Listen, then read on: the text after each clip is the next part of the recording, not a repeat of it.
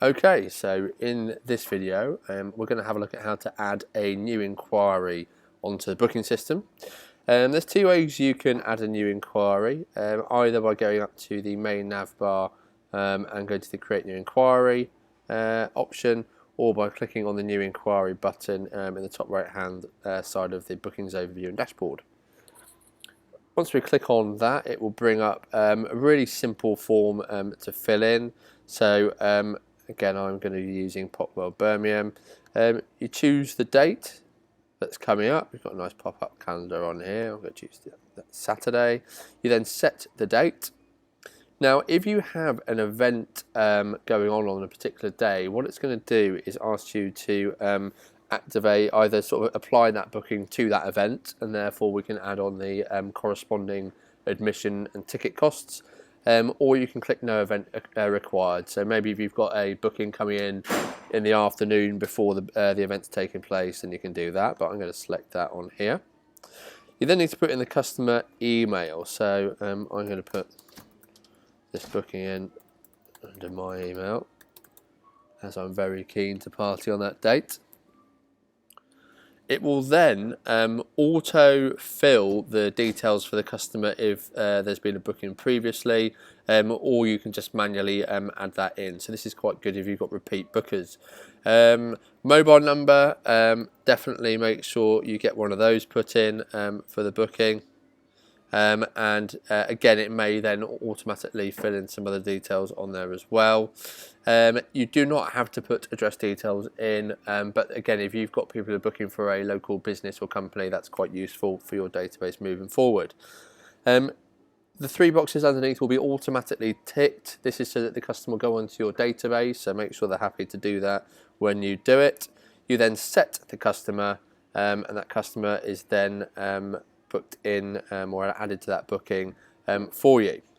Next, you need to put in a arrival time. So make sure you're putting in a appropriate time for that booking. Make sure you're not putting it in at 11 o'clock in the morning if it's 11 o'clock in the evening. You don't have to put a leaving time in, but this does help you to turn over tables if you've got that kind of business and maybe you've got people coming in for food, then you're turning over that table for another customer afterwards.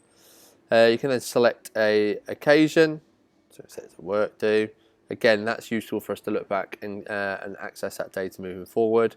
You've then got some little tags that you can put on, and again, this is for the CRM element of the system.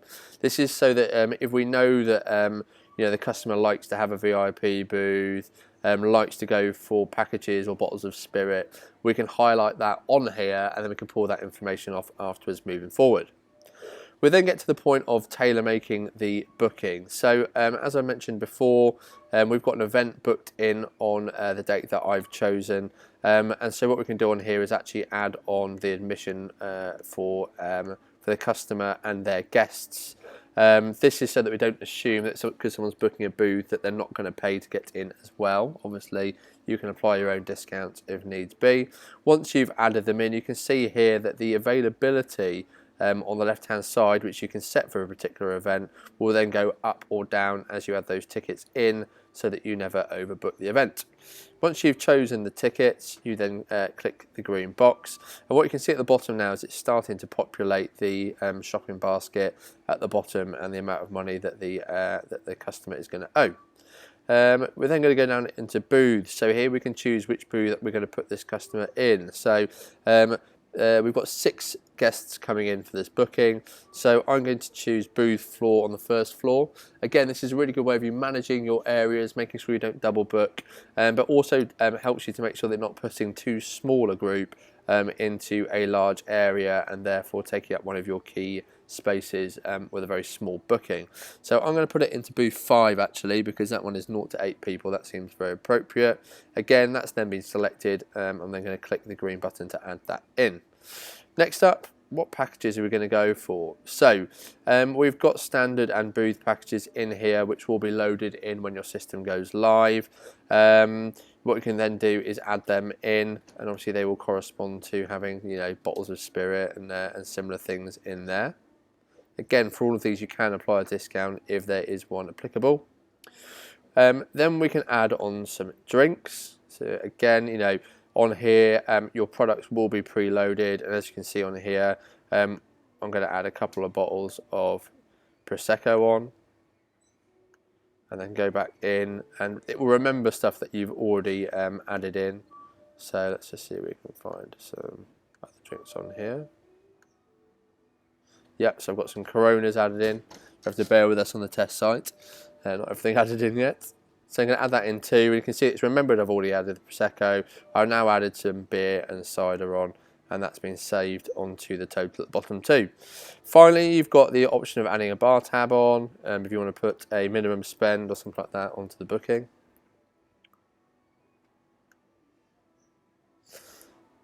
And then again, any more web discounts that you might want to add, you can do. So before we save off the booking, there's a couple more things to do. First things first, you can select an area of the venue if you've got separate rooms on here. You can add in any special requirements or internal notes. Remember, internal notes won't be communicated to the customer, but due to data protection, they can request those. So make sure that you keep it nice and clean. You can then put some priorities in. So you might be that the customers specifically ask for birthday cake or shots at midnight. So you can add them in and save them in too. If you haven't discussed what upsells you're going to give to the customer in advance, so you've not got all the information that you're fielding up here, but maybe you've just had a tentative chat with them about what they might be interested in, you can use, again, the tags on here or some notes. So, you might say interested in booth package 2 or something like that. And therefore, when you go back into that booking, you know what has been discussed, and when you've confirmed what they want, you can then add it in up here. And then the final element we've got on here is that whenever you add a booking on, unless you confirm it straight away, you always need to set a follow-up call.